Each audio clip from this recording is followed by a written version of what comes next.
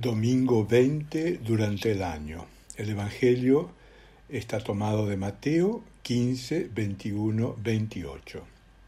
Y dice así: Jesús partió de allí y se retiró al país de Tiro y de Sidón. Entonces, una mujer cananea que procedía de esa región comenzó a gritar: Señor, hijo de David, ten piedad de mí. Mi hija está terriblemente atormentada por un demonio. Pero él no le respondió nada. Sus discípulos se acercaron y le pidieron: Señor, atiéndela, porque nos persigue con sus gritos. Jesús respondió: Yo he sido enviado solamente a las ovejas perdidas del pueblo de Israel. Pero la mujer fue a postrarse ante él y le dijo: Señor, socórreme. Jesús le dijo: No está bien tomar el pan de los hijos para tirárselo a los cachorros. Ella respondió: Y sin embargo, Señor, los cachorros comen las migajas que caen de la mesa de sus dueños. Entonces Jesús le dijo: Mujer, qué grande es tu fe, que se cumpla tu deseo. Y en ese momento su hija quedó curada. Queridos amigos y hermanos y hermanas, si prestamos atención al capítulo anterior, capítulo 15, versículo del 1 al 20, que les recomiendo lo lean atentamente, veremos que Mateo nos narra allí la violenta ruptura de Jesús con la doctrina oficial de Israel, lo que lo lleva a salir del país judío y dirigirse a territorios que habían sido ocupados por los fenicios y luego por los hebreos. De allí la denominación cananeos. Esta mujer, de origen pagano, vive, como muchos otros, entre israelitas. Marcos la llama sirio-fenicia y dice que es griega. La mujer se dirige a Jesús llamándolo hijo de David, mostrando así que conoce la tradición judía, centrada en la esperanza de un Mesías hijo de David, y que conoce la misión que Jesús tiene, y que según la religión judía, el Mesías solamente debía realizarla en el pueblo de Israel. Para poder comprender bien este relato, debo presentarles sintéticamente lo que aconteció en el capítulo 15, versículos del 1 al 20. Se trata de una cuestión crucial, tanto ayer como hoy. La de las tradiciones, reglas, dogmatismos, que pretenden ser auténticas interpretación de la Escritura, es decir, la tradición de los hombres por encima de la Escritura, por encima de la palabra de Dios. Y sólo ella es la que interpreta ortodoxamente esa palabra, dándole, por lo tanto, a estos hombres, que son los que la esgrimen, el poder. Siempre nos encontramos frente a la problemática del poder. Aquí se plantea el tema de lo puro y lo impuro, dos términos que pertenecen al lenguaje cultural. Hoy diríamos: ¿qué es lo que nos posibilita el encuentro y la comunión con Dios? ¿Y qué es, por lo tanto, lo que nos posibilita el encuentro entre nosotros como personas, en una comunión, en una comunidad? La ley determinaba una serie de normas, y entre ellas, para resumir, decía que el contacto tanto con el mundo exterior, es decir, con lo no judío, con otras culturas, como también con ciertos objetos y sobre todo con cierta categoría de personas, entre ellas las mujeres, durante el período de menstruación, los niños que estaban en contacto con cosas o animales impuros, o con la madre que menstruaba, personas judías que trataban con paganos, enfermos, leprosos, y sobre todo los paganos. que eran considerados por la ideología religiosa impuros, es decir, manchados, indignos, y su contacto hacía al judío impuro, sucio, indigno. Su pena era ser excluido de la sinagoga y del templo, y nadie debía en más relacionarse con él. El impuro, desde esta concepción, era considerado como un condenado por el mismo Dios. Como podemos ver, existía una profunda discriminación entre personas, puras e impuras. Un profundo muro los separaba.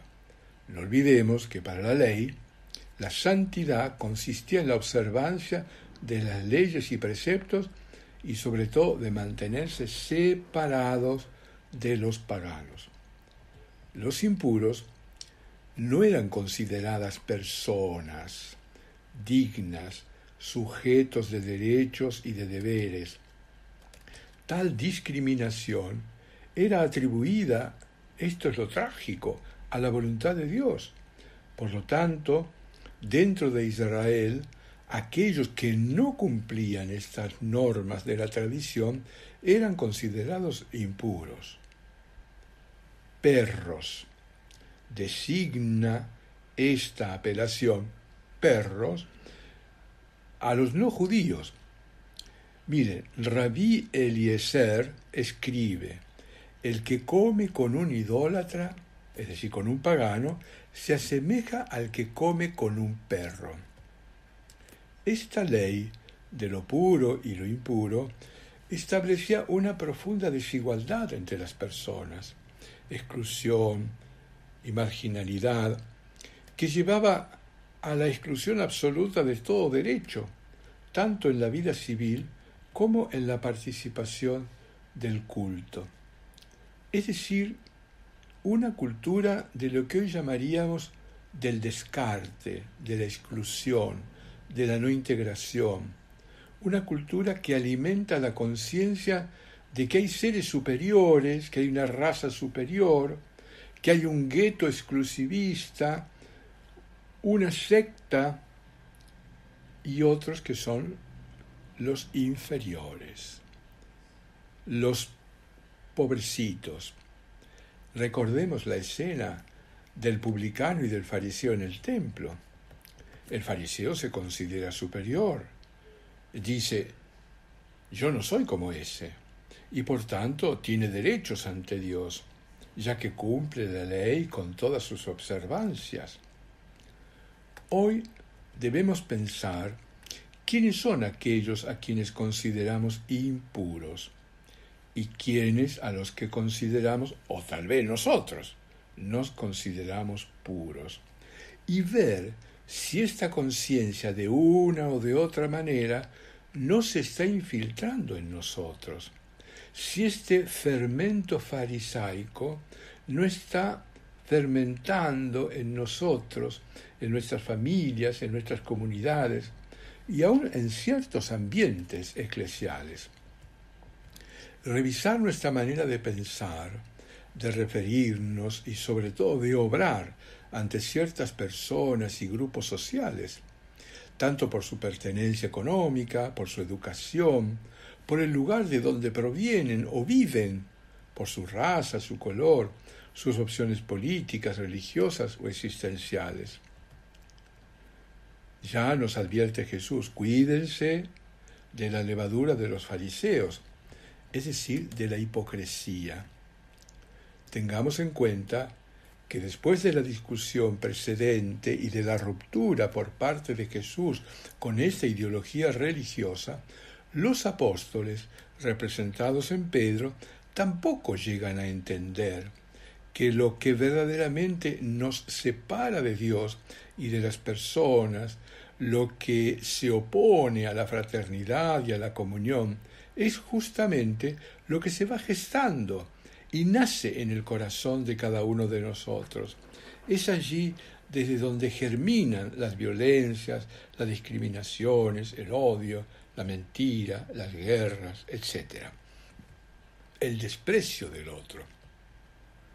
Pero es tan fuerte y profundo en nosotros el sentimiento de superioridad y por ende de exclusión, de desprecio del otro, que los discípulos manifiestan con su apelación a Jesús a que les aclare lo que acaba de decir.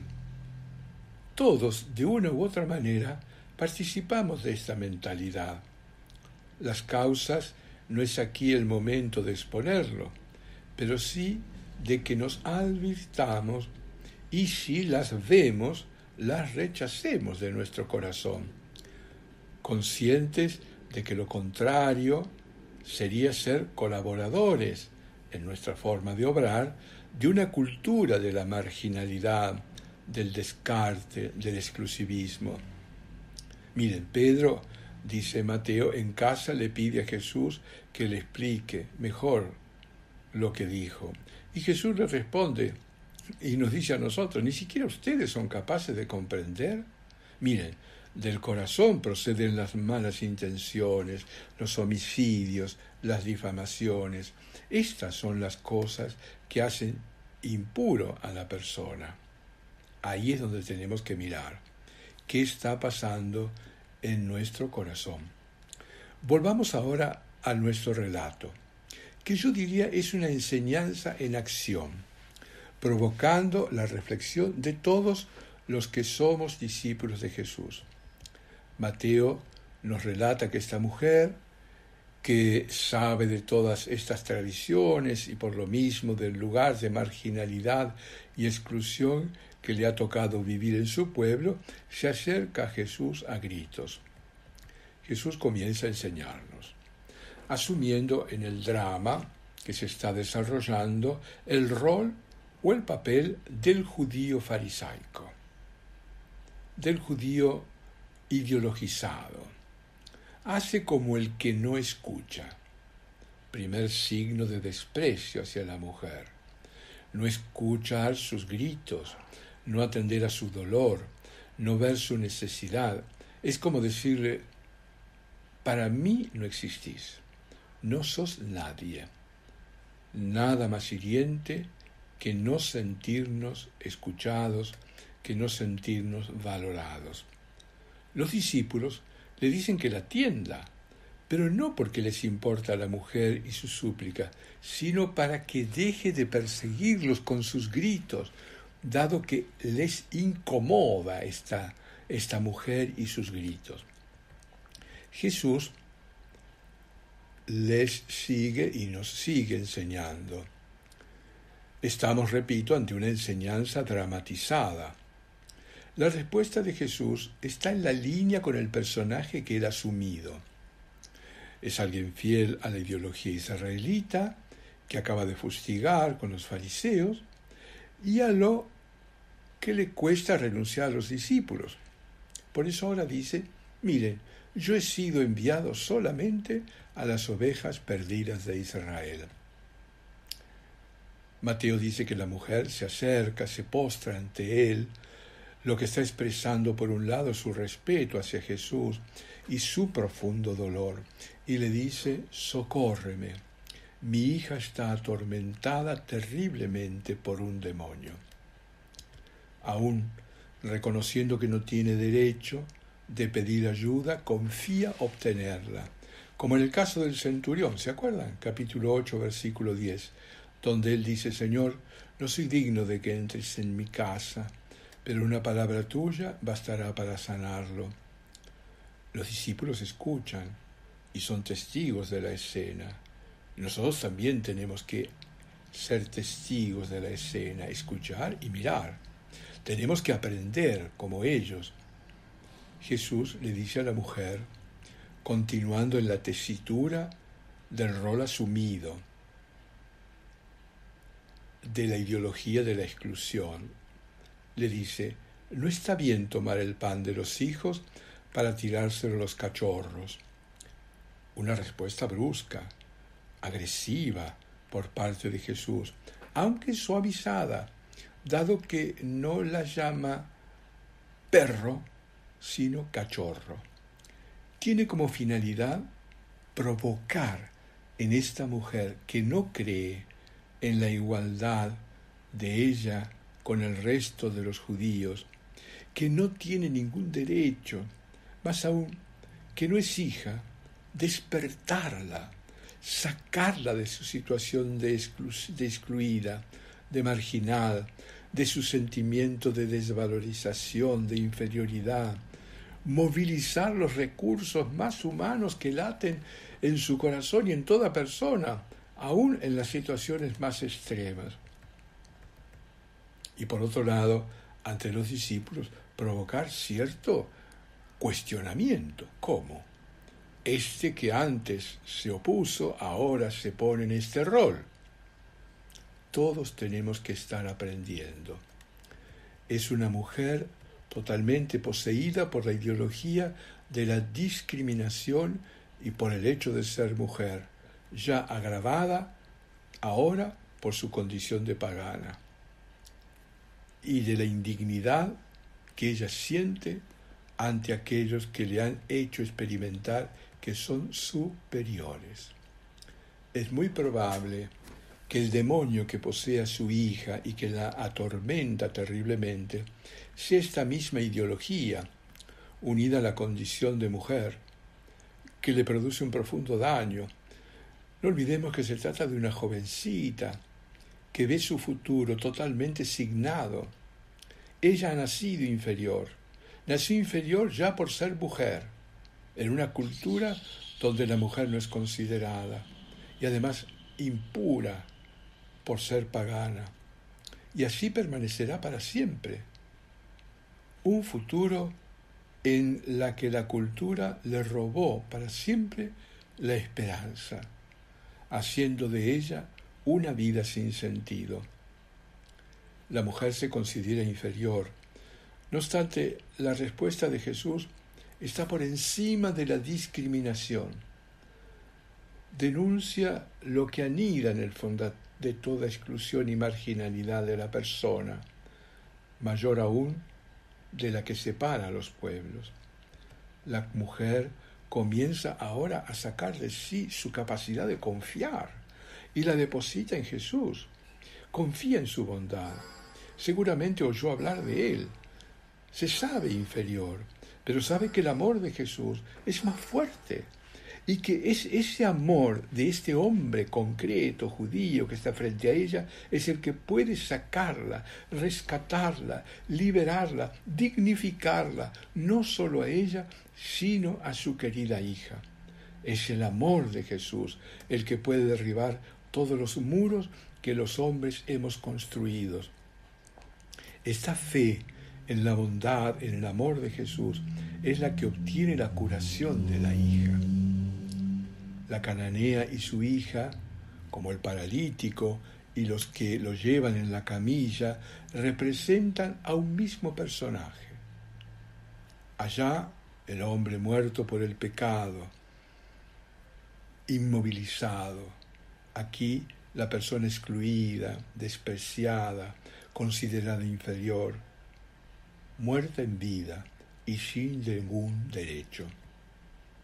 El estado de la hija representa la condición de todos aquellos, aquí de los paganos, poseídos por una ideología que se va haciendo cultura, que edifica muros económicos, cada vez más ricos y cada vez más pobres, muros culturales que separan unos de otros, y lo peor de todo, muros religiosos, muros que, como nos dice Pablo, son contrarios a Dios, muros que Jesús ha derribado en su cuerpo crucificado, haciendo posible que todos podamos acceder a Dios como Padre y los unos como los otros como hermanos. Muros que nosotros, su iglesia, debemos seguir derribando allí donde se levanten, en primer lugar, dentro de nuestro propio corazón. La petición de esta mujer representa el grito, el anhelo de tantos y tantas que esperan encontrar la dignidad, la libertad, la salvación de Jesús. Queridos hermanos y hermanas, nos toca a nosotros, que oramos a Dios nuestro Padre, que celebramos domingo a domingo la Eucaristía y que en ella nos comprometemos a responder al mandato que nos hace Jesús. Hagan esto en memoria mía. Queridos hermanos y hermanas, que con su divino Hijo les bendiga la Virgen María, en el nombre del Padre, del Hijo y del Espíritu Santo. Una vez más, les deseo que pasen un felicísimo domingo y nos encontramos en la próxima.